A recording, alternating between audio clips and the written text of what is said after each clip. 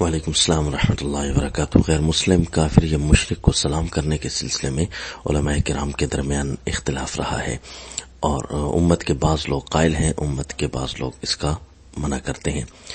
تاہم ہماری رائے یہی ہے، اگرچہ یہ رائے کم ہی ملتی ہے، امت کے تھوڑے افراد کی رہی ہے، لیکن ہے ضرور کہ غیر مسلم کو آپ سلام کر سکتے ہیں، کیونکہ سیدنا ابراہیم علیہ الصلوۃ والتسلیم نے بھی اپنے والد کو فرمایا تھا سلام علیک ساستغفر لک ربی، اور اسی طرح یہود آپ صلی اللہ علیہ وسلم کو آ کر سلام کرتے تھے تو آپ وعلیکم کا جواب ضرور ارشاد فرماتے تھے۔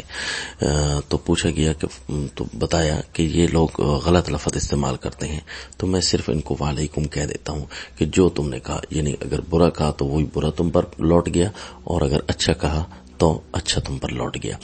تو بہرحال جب ہم کسی بھی غیر مسلم کو یہ کہہ سکتے ہیں کہ اللہ تعالیٰ تجھے ہدایت دے، تو ہدایت بھی تو ایک قسم کی سلامتی ہوتی ہے، گویا کہ ہم اس کو سلامتی کے لیے دعا کر رہے ہیں، تو اس نیت سے آپ کہہ دیں کہ وعلیکم السلام، کہ تیرے اوپر سلامتی ہو۔